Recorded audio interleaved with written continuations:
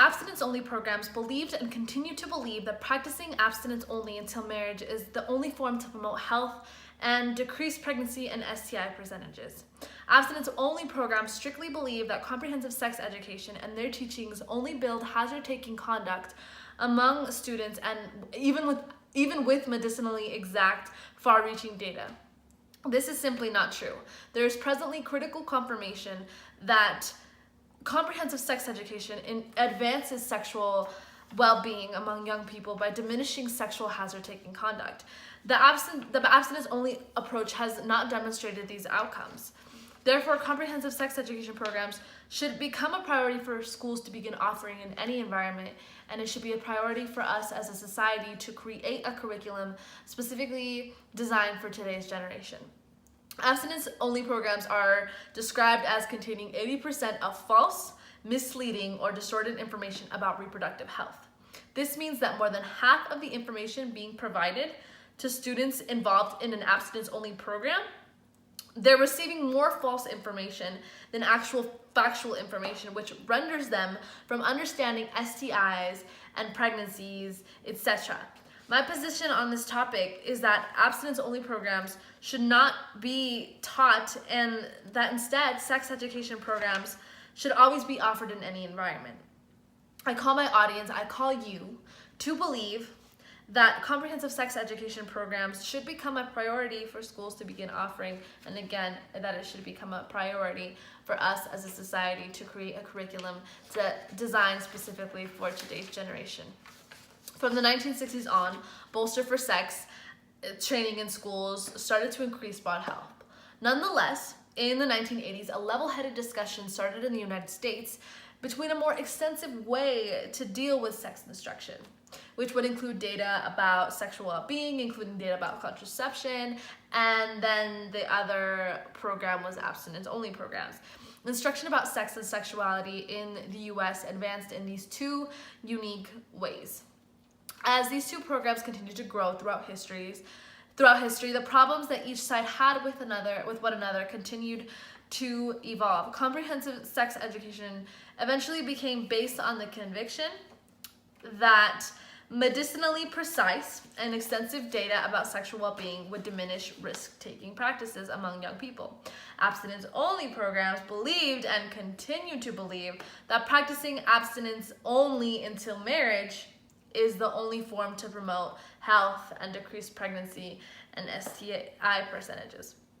Abstinence-only programs strictly believe that comprehensive sex education and their teachings only build hazard-taking practices among students, even with medicinally exact, far-reaching data. This is simply not true. There is presently critical confirmation that comprehensive sex education advances sexual well-being among young people by diminishing sexual hazard-taking conduct. The abstinence-only approach has not demonstrated these outcomes. Numerous children's sex education in this generation was nearly non-existent because of the way that their instructors nor their parents taught them about sex. In this manner, students were just getting their sexual knowledge from pornography. In this manner, kids are getting their instruction about sex through unapproved sites, for example, those of pornography. These destinations are, for the most part, extremely improper and destructive to the psyches of these children. In an examination led by the National Society for the Prevention of Cruelty to Children, 11 to 18-year-olds asserted that explicit entertainment managed the way they saw sexual relationships and sexual connections. For instance, numerous young ladies, on account of erotica, trusted that they should look and perform like a porn star with a specific end goal to draw in men. This is really unhealthy for the mind of a child. Also, those who participate in virginity pledge programs, according to researchers at Columbia University, they are surprisingly at a higher risk for STIs and pregnancy, and that statistically 88% of those who pledged end up having sex before marriage anyway. Abstinence-only programs have shown to not slow down the initiation of sex before marriage. They have expanded the numbers of individuals getting STIs and have diminished the number of those utilizing contraceptives. This is on account of abstinence-only programs containing false or misdirecting data about reproductive health. Again, abstinence-only programs sometimes offer religious beliefs and stereotypes as scientific fact. This proves that children are not receiving a fair advantage because they are not receiving the solid truth about sex based on real statistics. Instead, their beliefs about sex are being distorted. Kids are also having an extremely troublesome time recognizing or understanding their sexual orientation. This age is consistently presenting new sexes and sexual orientations, and in spite of the fact that many families believe that this is unfathomably disputable, like non-disputable, they tend to families shouldn't keep their children hidden away from these things that are actually going on in the real world. It is important for children to be allowed to explore their own bodies and the groups of their companions without specific blame, as long as everybody included is doing so readily and as long as it happens in an appropriate situation. Not allowing comprehensive sex education may allow for an actual increase in sexually transmitted diseases simply because young people are not aware of contraceptives or these specific diseases who are in an abstinence-only program. With more young people contracting these diseases, they can easily pass them on because they're not informed of how exactly they're not only not informed about how they contracted a specific disease, but they are not informed about how they can give that disease to another person as well, which is really, really unfortunate in this specific generation. There are a lot of objections to the comprehensive sex education program that come from abstinence-only programs. One of them is that comprehensive sex education would only encourage children to explore inappropriate websites and that they abstain from that with abstinence-only programs. In an article by The Telegraph titled "Sex Education is More Important Than Ever," author Emma Barnett stresses that numerous children's sex education in this generation, again, was non-existent. And because of that, the children resorted to learning about their curiosities through exploring unapproved sites, which is because of abstinence-only programs, because they are not receiving that kind of information or the answers to their questions through an actual sex education program. They start to trust, but by watching pornography or by going on unapproved sites, they start to trust that sex should resemble what is on erotic entertainment and build up an exceptionally unfortunate and implausible idea of sex.